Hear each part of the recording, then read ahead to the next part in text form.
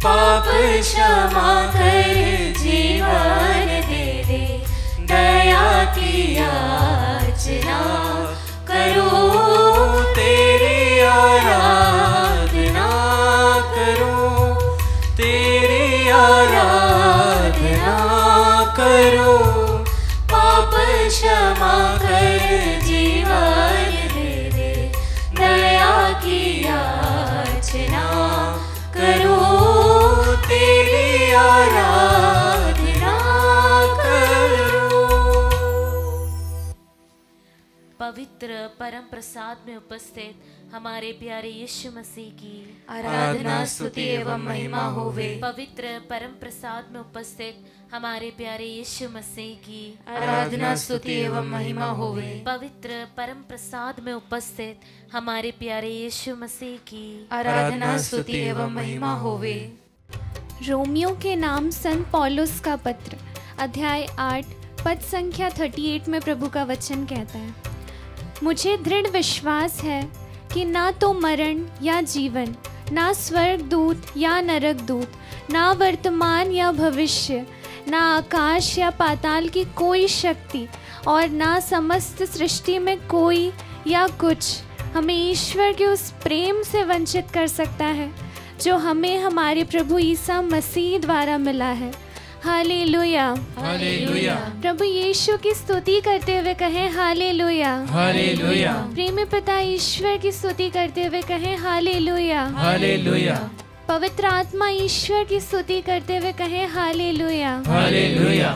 प्यारे विश्वासियों, आइए आज के सुंदर दिन में हम अपने पापमय जीवन को छोड़कर प्रभु ईश्वर की शरण में आ जाएं, क्योंकि यह दुख भोग का समय है जब हम अपने पूरे दैनिक कार्यों को छोड़कर, हमारे हमेशा की ज़िंदगी को छोड़कर, जब हम प्रभु की दया और अनुग्रह को महसूस करना चाहते हैं, फिर एक बार पश्चाताप करना चाहते हैं।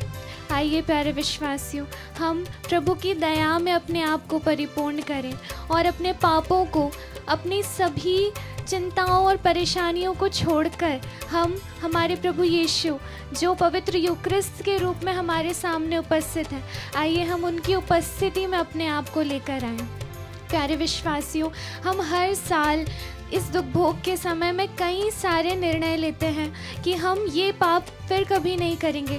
हम कई सारी बुरी आदतों का त्याग करते हैं, पर हम उसमें कितना सफल हो पाते हैं ये तो हम ही जानते हैं। आइए इन सभी कठिनाइयों को हम प्रभु ईश्वर को समर्पित करें, क्योंकि जब हम कमज़ोर हैं तभी हम सबसे अधिक बलवान हैं, क्योंकि हमारी कमज़ोरियों में प्रभु ईश्वर का सामर्थ्य पूर्ण रूप से प्रकट होता है। Hallelujah, hallelujah. रोमियो के नाम संत पौलुस के पत्र अध्याय 7 पद संख्या 24 में वचन कहता है, मैं कितना भागा मनुष्य हूँ, इस मृत्यु के अधीन रहने वाले शरीर से मुझे कौन मुक्त करेगा। हाँ प्यारे विश्वासियों, हमारे पापों में जब हम डूब जाते हैं और कई बार निर्णय लेने के बाद भी जब बार बार हम उन्हीं चीज़ों को दोहराते हैं, तो हमें भी लगता है कि प्रभु आखिर कितनी बार हमें बचाएंगे, आखिर कितनी बार हमें क्षमा प्रदान करेंगे। परंतु इसका उत्तर यह है कि चाहे वह 1000 बार हो, चाहे अनगिनत बार, परंतु प्रभु की दया इतनी असीम है कि वह उतनी ही बार हमें क्षमा करना चाहते हैं, हमें अपनी ओर बुलाना चाहते हैं। हमारे प्रभु यीशु पर पूर्ण रूप से विश्वास करते हुए, अपने पापों को उनके चरणों में रखते हुए, उसकी स्तुति करते हुए कहें हालेलुया, हालेलुया। प्रभु की आराधना करते हुए कहें हालेलुया, हालेलुया। उससे धन्यवाद देते हुए कहें हालेलुया, हालेलुया। उसकी स्तुति करते हुए, उसकी महिमा करते हुए कहें हालेलुया, हालेलुया। प्यारे विश्वासियों, जब भी कभी हम पापों से थककर लाचार हो जाते हैं, जब हम टूट जाते हैं और हमें ऐसा लगता है कि अब उम्मीद का कोई स्रोत बाकी नहीं है, तब हम आइए उसी क्षण में प्रभु के बलिदान को, जिसे हम हो सकता है कई बार नज़रअंदाज करते हैं, आइए हम उसके बलिदान के बारे में सोचें। क्योंकि प्यारे विश्वासी, प्रभु के लिए आसान नहीं था मनुष्य रूप धारण कर एक साधारण से गौशाले में अपनी पूरी महिमा को छोड़कर जन्म लेना। आसान नहीं था जिस माँ के प्रेम को पूरे जीवन भर महसूस किया, उसे क्रूस के नीचे आंसू बहाता हुआ छोड़ना आसान नहीं था। कांटों और कीलों की मार को झेलना आसान नहीं था। अपने शरीर का हर एक लहू मनुष्यों के लिए बहाना। जब कांटों का मुकुट उनके सिर को छेद रहा था तो वो दर्द आसान नहीं था प्यारे विश्वासियों, परंतु फिर भी सभी प्रकार की कठिनाइयों को, कष्टों को प्रभु चुपचाप सहते रहे, क्योंकि वे जानते थे कि अगर वे ऐसा नहीं करेंगे तो शायद हम मर जाएंगे। प्यारे विश्वासियों, आइए इस गीत के माध्यम से, इस गीत को पूरे दिल से गाते हुए हम प्रभु से कहें कि प्रभु हमारी कठिनाइयों के क्षणों में, हमारे पापों के क्षणों में हमें पूर्ण रूप से आपके लहू से धो दीजिए, ताकि हम आपके लहू के द्वारा शुद्ध हो सकें। तेरे लहू के वसीले हो गए पाप क्षमा, तेरी सलीब से यीशु, सिर्फ आपके सलीब से प्रभु पा गए क्षमा प्राप्त है। धन्यवाद प्रभु यीशु। तेरा लहू, तेरा लहू, अपने लहू को तेरा लहू करता है पाप क्षमा। हड्डियों में जान जो ना हो, हमें जीवन प्रदान करने के लिए मांग ले। दर्द बयां जो ना हो, यीशु का खून मांग ले। दिल को सुकून जो ना हो, प्रभु से उनका खून यीशु का खून मांग ले। दिल को सुकून जो ना हो, यीशु का खून मांग ले। बहता लहू, बहता लहू, बहता लहू देता है हमको शिफा। अपने पुत्र को हमें देने के लिए लहू के वसीले हो गए पाप क्षमा। तेरी सलीब से यीशु पा गए शिफा। रोमियो के नाम पत्र अध्याय 8 पद संख्या 32 में प्रभु का वचन कहता है, उसने अपने निजी पुत्र को भी नहीं बचाया, उसने हम सबों के लिए उसे अर्पित कर दिया, तो इतना देने के बाद क्या वह हमें सब कुछ नहीं देगा। प्यारे विश्वासियों, हम साल भर प्रभु ईश्वर से कई सारी चीज़ें मांगते हैं।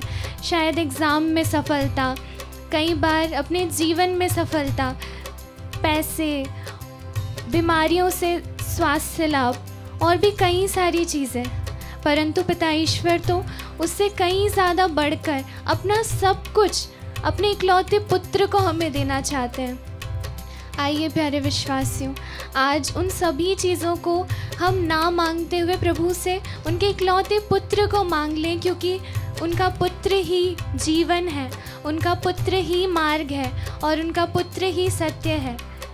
प्यारे विश्वासियों, आइए हम पूर्ण रूप से अपने दिल को प्रभु के दुख भोग की ओर केंद्रित करें, क्योंकि शायद हम कई बार अपने जीवन में व्यस्त रहते हुए प्रभु के बलिदान पर ध्यान नहीं देते हैं। हम अपने जीवन में इतना व्यस्त हो जाते हैं कि हम भूल जाते हैं कि प्रभु हमसे कितना प्रेम करते हैं, कि उन्होंने अपने जीवन को हमारे लिए अर्पित करने से पहले एक बार भी नहीं सोचा और अपने आप को जो कुछ भी वे कर सकते थे पूर्ण रूप से अर्पित किया।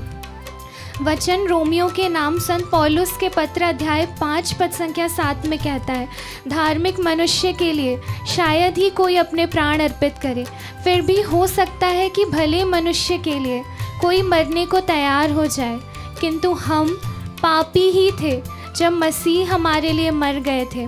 प्यारे विश्वासियों, आइए क्षण का उपयोग करते हुए हम अपने छोटे छोटे शब्दों में प्रभु को निरंतर धन्यवाद देते जाएं, क्योंकि वह हमारे समस्त धन्यवाद के योग्य है। अगर हम जिंदगी भर भी प्रभु को धन्यवाद देंगे तो भी हम उसके उपकारों को पूर्ण रूप से धन्यवाद नहीं दे पाएंगे। प्रभु, इस गीत को गाते हुए हम फिर एक बार पूरे दिल से आपको और आपके लहू को मांगते हैं प्रभु, क्योंकि हम जानते हैं कि उसी में जीवन है। Yes Lord Jesus. लहू की कीमत जरा मरियम की ममता से इकलौते बेटे का नाम पाक यहोवा से ईश्वर अपने इकलौते पुत्र को हमें देने के लिए पूरी शिफा का पैगाम काटो और कोड़ों से हमारे लिए सब कुछ सहने के लिए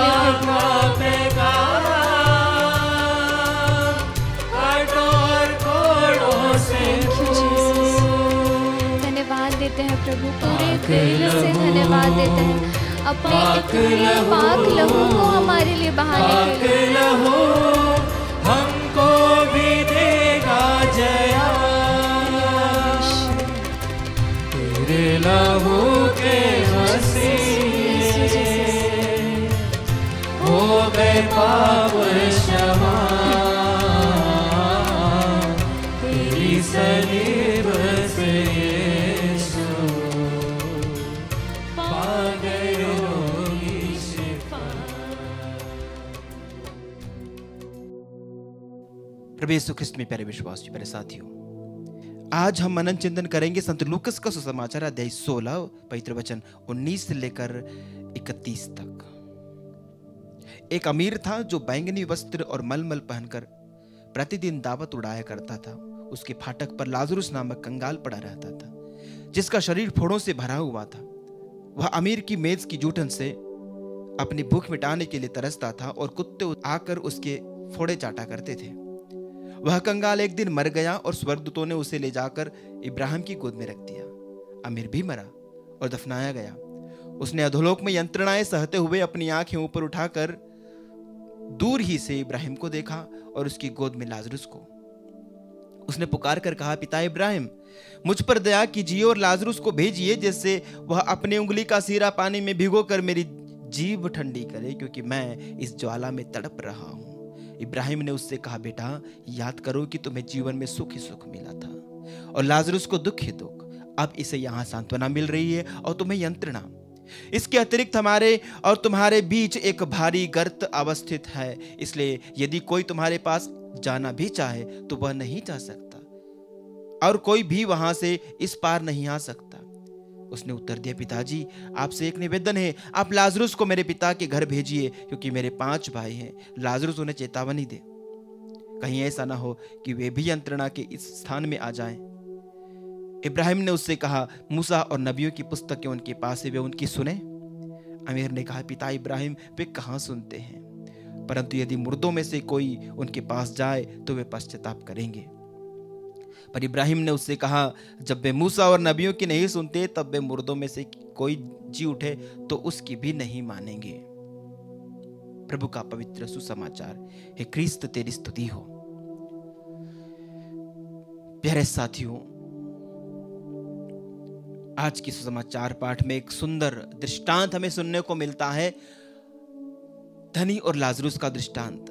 यह सिर्फ और सिर्फ संत लूकस के सुसमाचार में मिलता है, अन्य 3 सुसमाचारों मत्ती, मार्कुस और यूहन्ना में नहीं मिलता है। संत लूकस अमीरी और निर्धनता के बीच में जो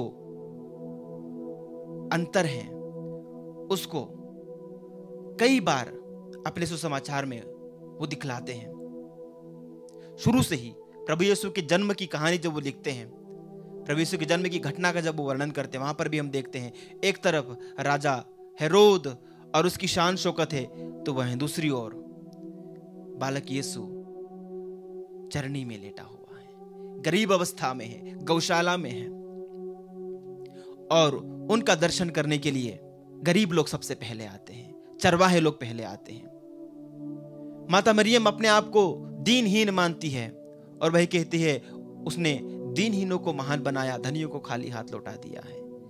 तो प्रभु के व्यवस्था में ऐसा होता है कि प्रभु दीनहीनों को ऊपर उठाता है और धनियों को नीचे गिरा देता है।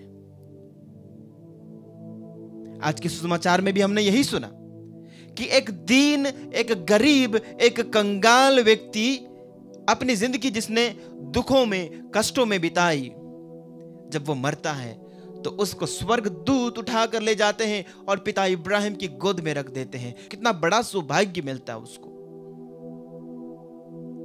और ये गरीब जिस धनी व्यक्ति के फाटक पे पड़ा रहता था और जहां पर ये धनी व्यक्ति, उसके अन्य कोई पाप यहां बतलाए नहीं गए, हो सकता है उसने और भी पाप किए हों, लेकिन इस दृष्टांत के द्वारा हमें यही समझ में आता है कि उसकी सजा या उसकी गलती, उसको इस गलती की सजा मिली कि उसने अपने उस धन में से इस कंगाल के लिए कुछ भी ना दिया।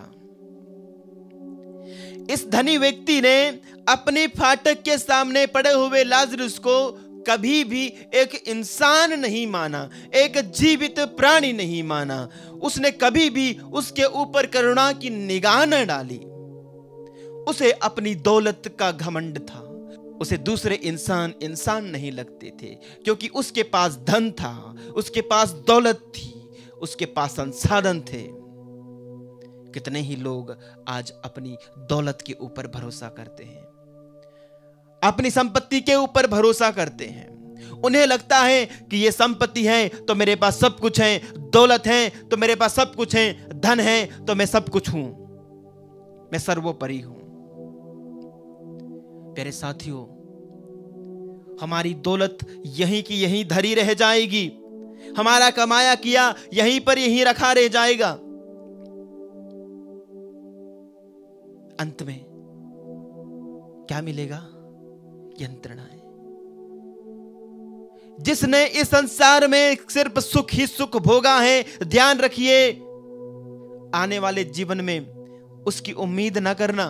मेरे साथियों, प्रभु का वचन कहता है संत मत्ती के सुसमाचार में, प्रभु बहुत ही अच्छी बात हमें बतलाते हैं।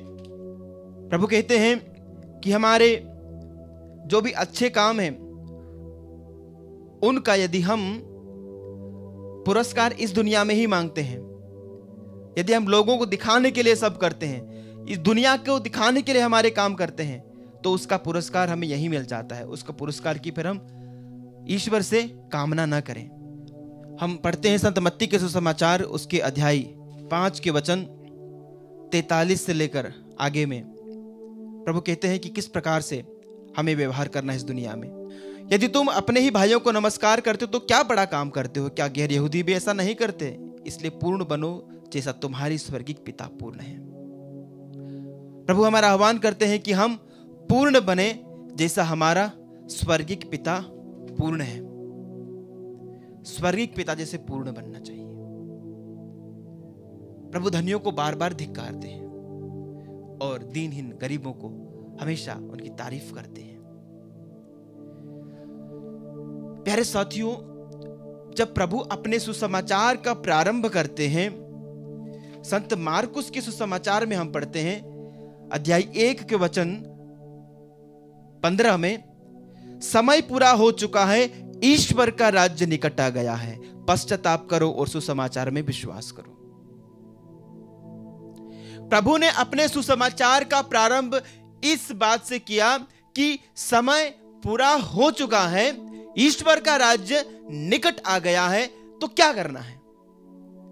यदि ईश्वर का राज्य निकट आ गया है तो एक विश्वासी को, एक मनुष्य को क्या करना है? पश्चाताप करो, सुसमाचार में विश्वास करो। पश्चाताप करके सुसमाचार में विश्वास करना है। प्यारे साथियों, ईश्वर का राज्य आपके निकट है, ईश्वर का राज्य आपके निकट है, ईश्वर का राज्य हमारे बीच में है। तो हमें क्या करना चाहिए?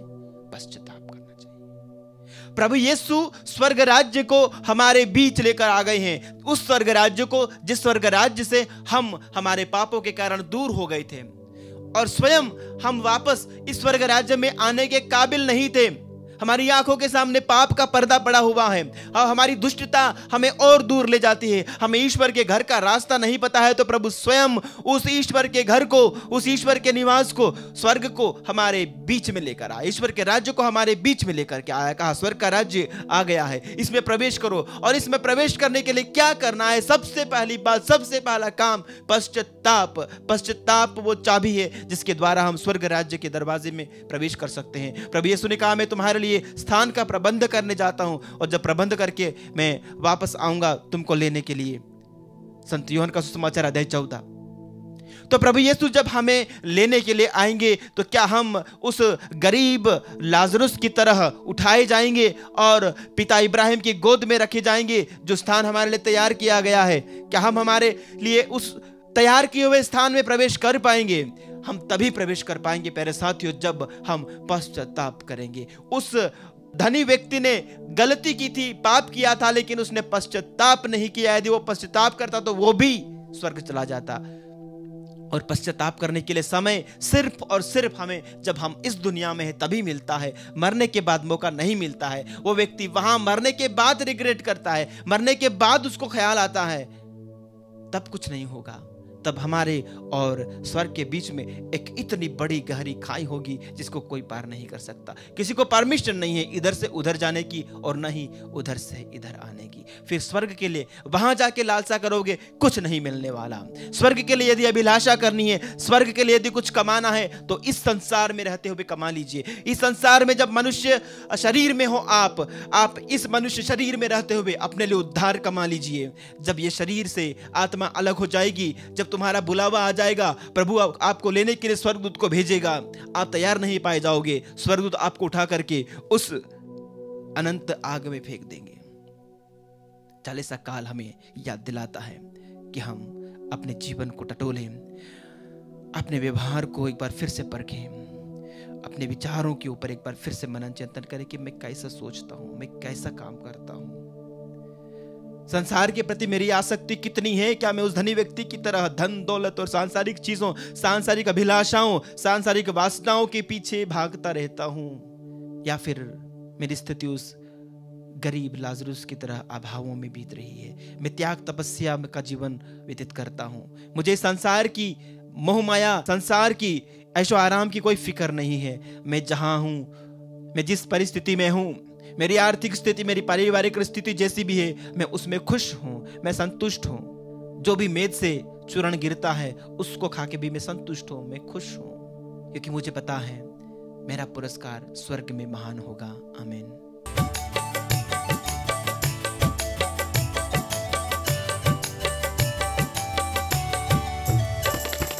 तेरे रक्त में सामर्थ्य है प्रभु, तेरे रक्त में शक्ति है, तेरे रक्त में सामर्थ्य है प्रभु, तेरे रक्त में शक्ति है। हमें बचाने, हमें छुड़ाने, हमें बचाने, हमें छुड़ाने, तेरे रक्त में सामर्थ्य है प्रभु, तेरे रक्त में शक्ति है। प्यारे भाई और बहनों, इब्रानियों के नाम पत्र अध्याय 9 वचन संख्या 20 में वचन में हम पढ़ते हैं, संहिता के अनुसार प्राय सब कुछ रक्त द्वारा शुद्ध किया जाता है और रक्त के बिना क्षमा नहीं मिलती। हम वचन में देखते हैं कि सब कुछ रक्त के द्वारा शुद्ध किया जाता है, पवित्र किया जाता है, रक्त के द्वारा चंगाई प्रदान किया जाता है। वचन हमें बताता है ईसा मसीह के शरीर के एक ही बार बलि चढ़ाए जाने के कारण हम प्रभु ईसा मसीह के पवित्र रक्त के द्वारा उसके बलिदान चढ़ाए जाने की योग्यता से पवित्र किए गए हैं। आज वही रक्त के लेकर हम प्रभु से प्रार्थना करें और कहें, प्रभु जी तेरे रक्त को मेरे सिर से पांव के तलवे तक विलेपन कर दे, मुझे शुद्ध कर दे, मुझे चंगा कर दे, मुझे छुटकारा प्रदान कर दे। हमारे जीवन में, हमारे घर में, हमारे परिवार में जो भी बंधन है, उस यूक्रिस्ट में उपस्थित प्यारे प्रभु से कहें, यीशु नाज़री अपने पवित्र रक्त के सामर्थ्य से मुझे धो डाले। प्रभु जी, हम तेरे रक्त को लेकर प्रार्थना करते हैं, तेरे पावन रक्त को लेकर मरियम बारा को अर्पित करते हुए प्रार्थना करते हैं, उसके परिवार को अपने पवित्र लहू से, अपने पवित्र रक्त से धो डाल और उसे अपने शांति से भर दे, अपनी एकता से भर दे, अपनी आशीषों और अनुग्रहों से भर दे। इसके लिए हम तुझे धन्यवाद देते हैं, धन्यवाद देते हैं। नीलिमा बारा को अर्पित करते हुए, किरण और लिली को अर्पित करते हुए, प्रभु जी अपने रक्त के सामर्थ्य से उन्हें संतान का वरदान दीजिए। इसके लिए हम तुझे धन्यवाद देते हुए प्रार्थना करते हैं। अनुराग खेस को अर्पित करते हुए प्रार्थना करते हैं, उसके मन को, उसके शरीर को, उसके हृदय को, उसके आत्मा को अपने पवित्र लहू से धो डाल प्रभु जी, और पवित्र आत्मा के सामर्थ्य से भर दे, नशा को त्यागने की इच्छा शक्ति प्रदान कर दे। इसके लिए हम तुझे धन्यवाद देते हैं। हम प्रार्थना करते हैं मार्टिन को अर्पित करते हुए, प्रभु जी उसके नौकरी में जो भी बाधाएं हैं, रुकावटें हैं, प्यारे प्रभु ईसा मसीह नाज़री तेरे पावन रक्त के द्वारा सारे बंधन टूट जाने के लिए इस समय हम प्रार्थना करते हैं। उसकी विवाह में बंधन में बंधने के लिए जो भी बाधाएं हैं, रुकावटें, यीशु नाज़री तेरे पावन रक्त के द्वारा सारे बंधन टूट जाने के लिए इस समय हम प्रार्थना करते हैं। जितने विश्वासी अविश्वासी भाई बहन इस समय इस आत्मदर्शन यूट्यूब, फेसबुक और अन्य सोशल प्लेटफॉर्मों के द्वारा जुड़कर प्रार्थना कर रहे हैं प्रभु, विशेष रूप से शादी के लिए प्यारे प्रभु ईसा मसीह नाज़री, विवाह के लिए, सुयोग्य जीवन साथी के लिए, विवाह के बंधन में बंधने से पहले ही रिश्ता टूट जाता है, ऐसे भाई बहनों को अपने पावन रक्त के द्वारा धो डाल प्रभु जी। इसके लिए हम तेरी स्तुति आराधना करते हुए हम प्रार्थना करते हैं। Hallelujah hallelujah hallelujah hallelujah hallelujah, Yeshu आराधना आराधना।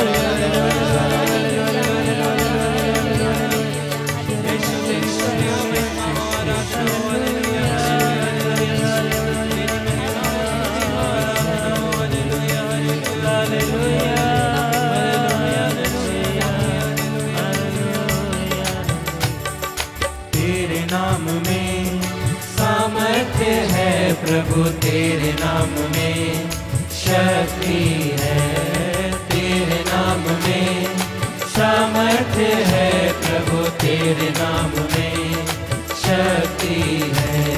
हमें बचाने, हमें छुड़ाने, हमें बचाने, हमें छुड़ाने, तेरे नाम में सामर्थ्य है प्रभु, तेरे नाम में शक्ति है।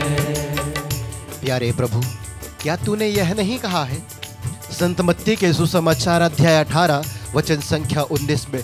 तूने कहा है प्रभु जी, मैं तुमसे यह कहता हूँ, यदि पृथ्वी पर तुम लोगों में 2 व्यक्ति एक मत होकर कुछ भी मांगेंगे तो उन्हें मेरे स्वर्गीय पिता की ओर से निश्चय ही मिलेगा। इसलिए तेरा नाम लेकर हम मांगते हैं। मीना जोसेफ को अर्पित करते हुए जो पैरालाइसिस से पीड़ित है, इस समय रोग सैया में है, प्यारे प्रभु ईसा मसीह नाज़री उसकी पूर्ण चंगाई के लिए हम तुझे धन्यवाद देते हैं। हम अर्पित करते हुए प्रार्थना करते हैं सानिया को अर्पित करते हुए, प्रभु जी उसके मानसिक रोग से उसे पूर्ण चंगाई प्रदान कर। लोग उसे पागल कह पुकारते हैं प्यारे प्रभु ईसा मसीह नाज़री, लेकिन तू वह प्रभु है जो तेरे लिए कुछ भी असंभव नहीं है। हाँ प्यारे प्रभु, एक शब्द कह दे ताकि वह मानसिक रूप से पूर्ण चंगाई प्राप्त करे। इसके लिए हम तुझे धन्यवाद देते हैं। हम प्रार्थना करते हैं मेल रॉय मोबिन को अर्पित करते हुए, प्यारे प्रभु ईसा मसीह नाज़री जिसका ब्रेन ऑपरेशन हुआ है और बोलने में असमर्थ है, प्यारे प्रभु ईसा मसीह नाज़री उसकी पूर्ण चंगाई के लिए हम तुझे धन्यवाद देते हुए प्रार्थना करते हैं। हम अर्पित करते हुए प्रार्थना करते हैं शशि वंदना को अर्पित करते हुए, हे यूक्रिस्त में उपस्थित ईसा मसीह नाज़री, हम प्रार्थना करते हैं कि तू उसे संतान की आशीष प्रदान कर। और इस समय जितने भी भाई बहन संतान के वरदान के लिए प्रार्थना कर रहे हैं, प्यारे प्रभु ईसा मसीह नाज़री उन पर अपनी महिमा प्रकट होने दे, संतान का वरदान दे। इसके लिए हम प्रार्थना करते हैं। आइए प्यारे भाई और बहनों, इस आशीष के द्वारा अपने हाथों को, अपने रोगों को, अपनी प्रार्थनाओं को यूक्रिस्त में उपस्थित यीशु की ओर उठाइए और हृदय खोलकर स्तुति आराधना करते हुए प्रार्थना करें। प्रभु इस समय भरपूर मात्रा में बहुतायत से चंगाई, छुटकारा और मुक्ति प्रदान कर रहा है।